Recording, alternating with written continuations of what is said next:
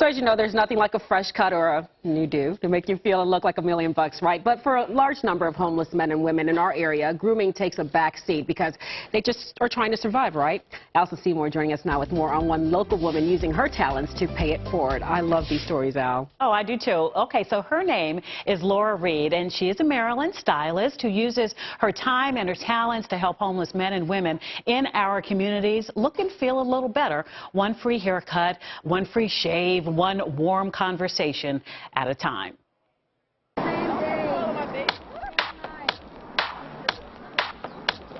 And Laura Reed is a very good lady as far as coming out here helping the homeless, getting haircuts a day. I'm trying to get pretty. You should know invest with the people. A person with a kind heart. She's taking her time doing a wonderful job.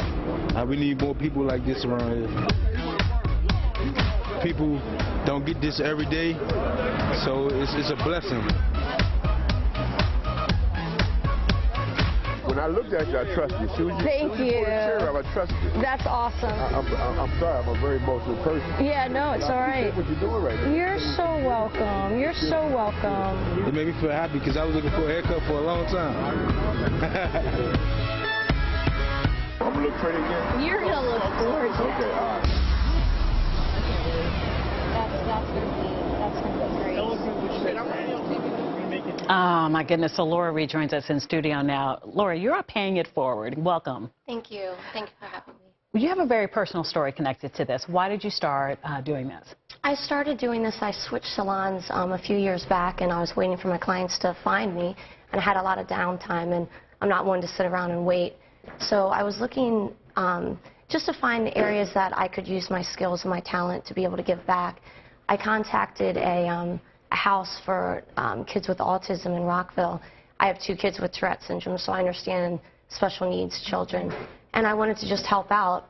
And I had an interview, and I met with him, and he never called me back. And it was just disappointing because I really wanted to help, you know, give back and help the community and help the parents that, you know, couldn't take their kids to get haircuts without being looked at. And you've experienced that. It's difficult. It's something that a lot of people wouldn't think about necessarily. If you have a child with special needs, you need a haircut just like everybody else. Right. But some people actually say, no, we don't want to deal with anyone Yeah, I think he thought that there was a here. catch. I think he thought there was a catch. He wanted to know how much I was charging, and I kept saying it's for free. I don't need any payment or anything. And so I, you know, got a little frustrated, but I saw a hairdresser named Mark Bustos. He's a very busy stylist from New York, and he goes out on the street and cuts hair for the homeless. And I thought, it's a great idea. I don't have to ask for permission.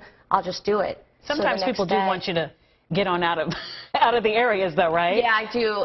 They, you know, somebody came and kind of kicked us out while we were there. Because they don't I mean, when you see something like this, somebody giving of their time and their talent, sadly, that's not typical. And you see somebody come and want to do haircuts for people living in a shelter or getting food from a soup kitchen right next door. So I guess I understand it, but you just really want to help people feel a little better about themselves. Exactly. And I'm going to do it anyway. Even though I'm asked to leave, I'll go on, you know, other public property and do it anyway, because it's a really good thing. Gives people a fresh, clean haircut, makes them feel good about themselves, gives them a fresh start. They feel better. They want to do better. And these are people that are just basically walked over, and they're people just like you and me. We could all end up in that position. So it's really important to give them confidence. They feel better. A lot of people are going on job interviews. Some people already have jobs. They just can't afford a haircut. And so some of the personal stories, what have you heard? What's the feedback been from people, men and women in between jobs and homeless shelters? What's the feedback after they get that fresh shave? I mean, they are so excited. On the other day in downtown Silver Spring, I cut hair through 4 people crying. I mean, they're tears of just, thank you so much. Why are you doing this? People just need to know out there that there are a lot of people in this country that are helping others. And don't get discouraged. Many people want to help, and it's all something that we all need to do. Tap into our skills. I found haircutting I can give back.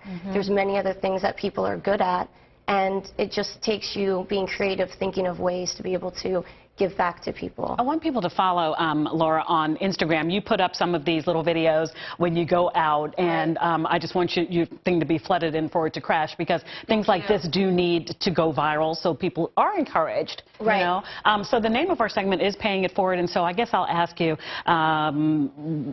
why? Like, why do you really do this? You do this in the cold. You do this regardless of conditions out there. What would you tell somebody if they say, why in the world does Laura Reed do this? She could just stay at the salon in the comfort of the salon and do it. Because these are human beings. These are people that should not be forgotten. They're people like you and me. This could happen to anyone. And these are people that need a second chance, and they need to feel better so they can get up. What are they going to just do? Just lay there and die? And some people do that. I want to give them encouragement. I want to give them hope.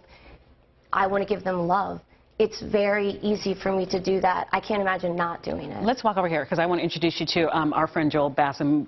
He's with Eastern Motors, and they partner with us with this, because I'm sure that you don't get the love that you deserve and that you don't take care of yourself, so we have a little something for you. Oh my God. And this is Joel Bassam. But let me ask, where do you get your things from? Where do you, come on back here, your donations? Do people help you with the supplies you need? I do. I get a lot of donations in the salon. You do? People bring in things all the time. I ask people to clean out their hotel rooms and bring me all the products, and they're used. People are so grateful. Joel, good morning to you. I think Joel has more than those miniature size shampoos and all that. But what have you brought today? So we were asking what you need, and I know you like to give your clients a little treat to go. So we got you, I think, enough for a while, some non-perishables. Also got you about $500 in gift cards to buy supplies that you would need.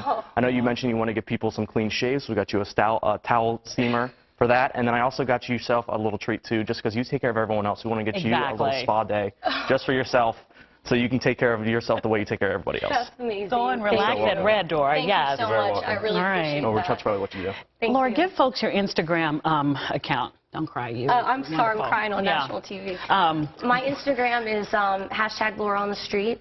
I also developed a GoFundMe page, and all the money I get, I'm going to be purchasing scarves, gloves, hats, tarps, sleeping bags, anything that will just make people a little bit more comfortable and feel human again. And that's really what I'm trying to do. It's not something that is going to keep them out there where they're comfortable and they want to stay out. But it helps. It helps. People don't want to stay out. They don't want to be out there. Helps. Laura Reed, thank you so much. Thank you. I so much appreciate it. Joel, thank you very much. Don't leave without your gift cards in the front. I won't. Okay. All right. Thank you. Back